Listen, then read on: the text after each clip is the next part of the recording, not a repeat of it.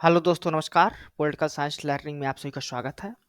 हम लोग UGC net political science के प्रीवियस ईयर क्वेश्चंस का एनालिसिस कर रहे हैं, जिसमें आज हम लोग इंडिया के फॉरेन पॉलिसी के पीवाई को सॉल्व करेंगे। ये हमारा इंडिया के फॉरेन पॉलिसी के पीवाई का पार्ट 9 वीडियो है, जिसमें हम 4 सितंबर 2024 को शिफ्ट सेकंड में जितने भी क्वेश्चन इंडियन फॉरेन पॉलिसी से पूछे गए थे, उन सभी को हम लोग एनालिसिस करेंगे। तो आइए देखते हैं पहला क्वेश्चन क्या है। फर्स्ट क्वेश्चन पूछा जा रहा है, in which year Burma was bifurcated from British India. तो ब्रिटिश जो भारत था उससे बर्मा जो वर्तमान का म्यांमार है, वो किस साल जो है तो अलग हुआ था, या उसे किस वर्ष स्वतंत्रता स्वायत्तता दी गई थी। तो ये साल था 1937 का, यानी फोर्थ नंबर जो यहाँ पर आपका ऑप्शन है वो आपका करेक्ट होगा। तो बर्मा का बाइफर्केशन का जो डेट है वो है 1 अप्रैल 1937, जिसे वर्तमान में म्यांमार के नाम से जाना जाता है। ठीक, और ये ब्रिटिश इंडिया से ऑफिशियली जो है तो इसी दिन अलग हुआ था। इसको जो है तो अलग किया गया था गवर्नमेंट ऑफ इंडिया एक्ट 1937 के तहत, ये प्लान बनाया गया था, और इससे उसको एडमिनिस्ट्रेशन में इन्हेंस किया गया था, उसकी एडमिनिस्ट्रेटिव इफिशियंसी को, और साथ ही साथ उसको ग्रेटर जो है तो ऑटोनॉमी भी दी गई थी। नेक्स्ट क्वेश्चन है, यहाँ पर आपको अरेंज करना है सार्क ईयर्स के बारे में कुछ दिया है कि वो सार्क ईयर्स किस लिए जो है तो मनाए गए हैं, तो उनको आपको क्रोनोलॉजी ऑर्डर में करना है। जैसे सार्क ईयर फॉर यूथ, ये आपका कब हुआ था, इसको आपको याद रखना है। तो 1994 में आपका होता है, ठीक ना। Shark year for girl child, ये आपका 1990 में होता है, ठीक ना। शार्क ईयर फॉर इन्वायरमेंट जो होता है, ये आपका 1992 यानी 1992 में होता है। फिर shark year for disabled person के लिए जो होता है आपका 1993 में होता है। और शार्क ईयर फॉर पॉवर्टी इराडिकेशंस, ये आपका ईयर 1995 में होता है। तो ये कुछ ईयर्स है, आपको इनको याद रखना है। और इसका जो करेक्ट आंसर होगा ये आपका ऑप्शन नंबर यहाँ पर थर्ड नंबर होगा, बी सी। सबसे पहले बी आएगा 1990 का, फिर उसके बाद सी आएगा, फिर डी आएगा, फिर ए आएगा, फिर लास्ट में आपका ए आएगा option B C D A, ठीक ना। तो यहाँ पर कुछ आपको सार्क ईयर्स भी एक्सप्लेनेशंस में दिए हुए हैं, आप इनको याद रखिएगा। जैसे 1990 का जो सार्क ईयर था वो combat drug abuse and drug trafficking के लिए मनाया गया था। 1992 का जो सार्क ईयर मनाया गया था वो गर्ल चाइल्ड के लिए मनाया गया था, जो बी ऑप्शन में था आपके। 1991 का जो सार्क ईयर था वो शेल्टर के लिए यानी आवास के लिए बनाया गया था, ठीक।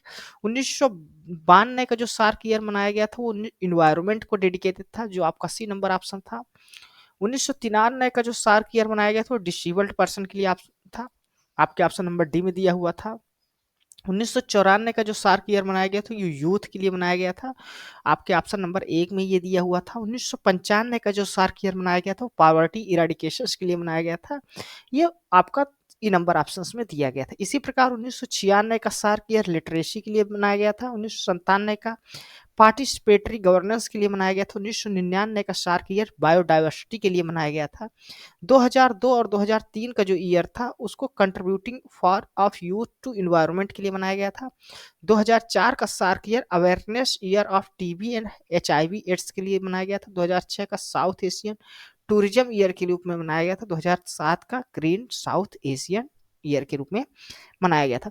तो इन सार्क ईयर को आप लोग याद भी रखिए, क्योंकि यूजीसी नेट क्या करता है, एक बार जो क्वेश्चन जहां से पूछता है वहां से उसके क्वेश्चंस पूछने की प्रोबेबिलिटी बढ़ जाती है, तो उन टॉपिक से वो क्वेश्चंस अक्सर एग्जाम्स में रिपीट होते रहते हैं।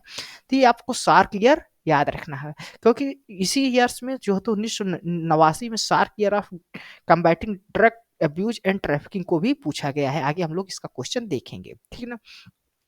साथ ही साथ आप लोग ये भी याद रखिएगा सार्क का टिकेट था, कौन सा टिकेट किस लिए जाना जाता है। 1991 से लेकर 2000 का जो डिकेड था उसको SAARC decade of girl child के लिए डेडिकेट किया गया था। उसी प्रकार 2001 से लेकर 2010 का जो सार्क ईयर था वो राइट ऑफ द चाइल्ड के लिए था। 2006 से 2015 का जो था वो SAARC decade of poverty alleviation के लिए था। और 2010 से 2020 का जो सार्क डिकेड था वो इंट्रा रीजनल कनेक्टिविटी के लिए था। तो ये सभी जो है तो सार्क डिकेड है, उनको भी आपको याद रखना है। इसका सोर्स था ये इंटरनेट में एक आर्टिकल है, a research guide on south Asian association for regional cooperation, उसको आप लोग वहां पर देख सकते हैं।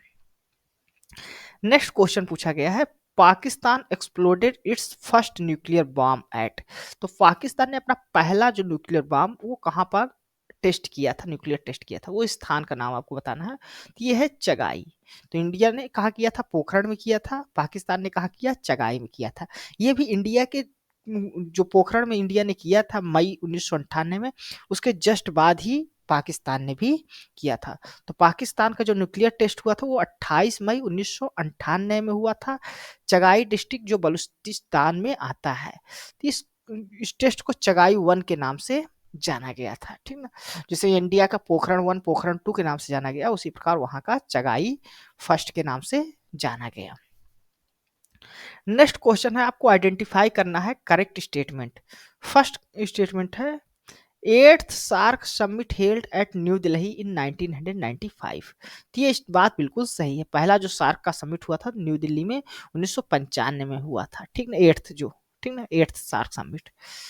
सार्क बना कब था? 1985 को बना था, ठीक ना, याद रखिए 1985 में इसको सार्क को बनाया गया था। और इसका फर्स्ट जो इंडिया में जो समिट हुआ था 1985 में, इसका एट्थ समिट था सार्क का। 1989 1989 was designated as the SARC year of combating drug abuse and drug trafficking। तो पीछे हमने देखा था जो SARC ईयर था 1989 वो डेजिग्नेट किया गया था combating drug abuse and drug trafficking के लिए। तो ये भी करेक्ट स्टेटमेंट है, ठीक है। There was an assassination attempt on the US president Barack Obama while he was in the office. तो जब बराक ओबामा प्रेसिडेंट थे तब उनके ऊपर असैसिनेशन का अटेम्प्ट जो है तो किया गया था, उनको मारने के लिए कोशिश किया गया था, प्रयास किया गया था। ये बात बिल्कुल ही गलत है, उनके ऊपर कोई भी अटेम्प्ट नहीं किया गया था असैसिनेशन का, ठीक है। तो ये स्टेटमेंट इनकरेक्ट है। नेक्स्ट स्टेटमेंट है, Bilawal Bhutto Zardari become prime minister of Pakistan in March 2024। तो 2024 में, मार्च 2024 में बिलावल भुट्टो जरदारी जो है तो पाकिस्तान के प्राइम मिनिस्टर बने हैं। तो ये भी इनकरेक्ट है, बिलावल भुट्टो भी प्राइम मिनिस्टर नहीं बने हैं पाकिस्तान के, ठीक ना। नेक्स्ट स्टेटमेंट है, the agreement on SAARC preferential trading agreement was, जिसको साप्टा भी कहा जाता है, साइंड ऑन 11 अप्रैल 1993। तो ये भी सही है। सार्क प्रेफरेंशियल ट्रेडिंग एग्रीमेंट जो साइन हुआ था साप्टा, वो 1993 11 अप्रैल 1993 में साइन हुआ था। तो ये स्टेटमेंट आपका करेक्ट है। तो यहाँ पर स्टेटमेंट जो आपके करेक्ट है वो ए, बी और ई है, यानी फोर्थ नंबर जो आपका ऑप्शन से यहाँ पर दिया हुआ है वो इसका उत्तर आपका सही होगा, ठीक है। तो एट्थ जो सार्क समिट हुआ था जो भारत में हुआ था न्यू दिल्ली में 1995 में, ये आपका करेक्ट है, मई 2 से 4 मई के बीच हुआ था। 1989 का जो ईयर था वो SAARC year of combating drug abuse था, ठीक। इसी प्रकार ओबामा पर कभी भी अटैक नहीं किया गया था, अटेम्प्ट नहीं किया गया था। बराक ओबामा 2009 से लेकर 2017 तक अमेरिका के प्रेसिडेंट के रूप में कार्य किए हैं। बिलावल भुट्टो जो है तो प्राइम मिनिस्टर नहीं बने हैं।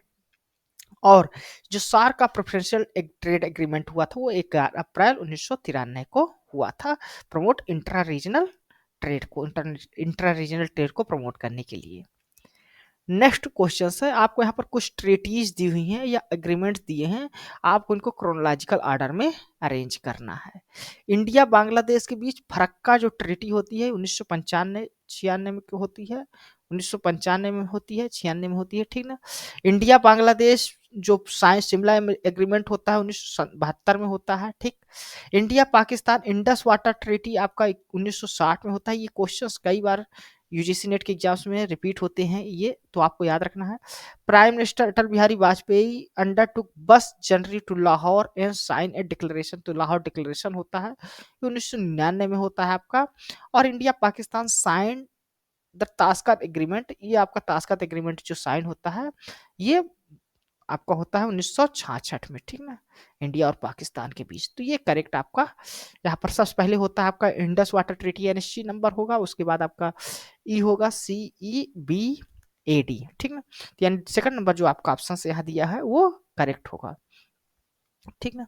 तो देख लेते हैं, इंडस वाटर ट्रीटी ये साइन किया गया था इंडिया पाकिस्तान के बीच, और इसमें मीडिएट करने का काम जो किया गया था वर्ल्ड बैंक के द्वारा किया गया था। ताशकंद एग्रीमेंट जो हुआ था इंडिया पाकिस्तान के वार के बाद, इंडिया पाकिस्तान के बीच जो वार होता है 1965 का, उसके बाद 1966 में किया गया था ताशकंद में। शिमला एग्रीमेंट 1972 में होता है इंडिया पाकिस्तान के वार के बाद, जब युद्ध खत्म हो जाता है, बांग्लादेश का निर्माण होता है, तो 1972 में शिमला एग्रीमेंट साइन किया जाता है पीस के लिए। फरक्का जो ट्रीटी होती है इंडिया बांग्लादेश के बीच, वो 1996 में होती है। ठीक। और इसी प्रकार लाहौर डिक्लेरेशन, जो जिसको लाहौर प्लस डिप्लोमेसी के रूप में भी जाना जाता है, अटल बिहारी वाजपेयी के द्वारा किया जाता है लाहौर में, जो तो वहां पर जनरी की जाती है, और तभी ये होता है 1999 में आपका लाहौर डिक्लेरेशन होता है, तो ये आपको याद रखना है। नेक्स्ट क्वेश्चन है, in which year present Dalai Lama came to India. तो प्रेजेंट जो दलाई लामा है वो भारत में कब आए थे, ये आपको बताना है। तो ये 1959 में आए थे, ठीक ना, 1959। इनका नाम क्या है, तेंजिन गैस्तो, ठीक है। ये भारत में आए थे मार्च 1959 में, जब चाइना ने जो है तो अटैक कर दिया था तिब्बतन रीजन पे, और ये यहाँ के धर्मशाला में सेटल हो गए, जो हिमाचल प्रदेश में है।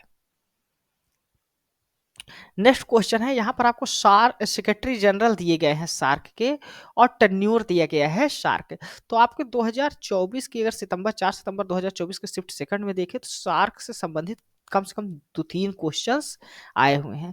तो कई सारे क्वेश्चंस है यहाँ पर, आपको सेक्रेटरी जनरल्स के बारे में दिया है, तो आप और उनके टेन्योर के बारे में, जो एकदम बिल्कुल सही मैच के साथ आपको दिया गया था ऑप्शंस में।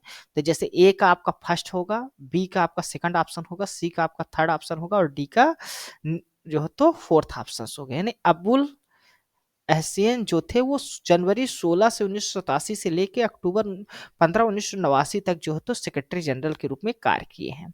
उसी प्रकार यादव कांत सिलवाल जो थे वो जनवरी 1 1994 से दिसंबर 31 1995 तक इनका कार्यकाल टेन्योर था।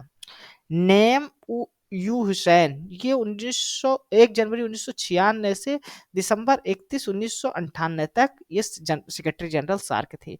इसी प्रकार नेम यू हुसैन दोबारा बने 1 मार्च 2008 से 28 फरवरी 2011 तक। तो ये उनका सही कार्यकाल है, टेन्योर है। तो आपका ऑप्शन नंबर यहाँ सेकंड नंबर जो दिया था वो यहाँ पर आपका करेक्ट होगा, ठीक ना, इसको देख लीजिएगा। तो धन्यवाद दोस्तों, ये था 4 सितंबर 2024 को शिफ्ट सेकंड के जितने भी इंडियन फॉरेन पॉलिसी से क्वेश्चंस आए हुए हैं एग्जाम में, उन सभी का एनालिसिस। यह वीडियो आपको कैसा लग रहा है, अपने कमेंट्स के माध्यम से आप हमें जरूर बताइएगा। साथ साथ आप हमारे इस वीडियो को लाइक करें, हमारे इस चैनल को सब्सक्राइब करें, ताकि जो इस तरह की वीडियोज हैं वो आपको मिलती रहें। धन्यवाद, थैंक यू।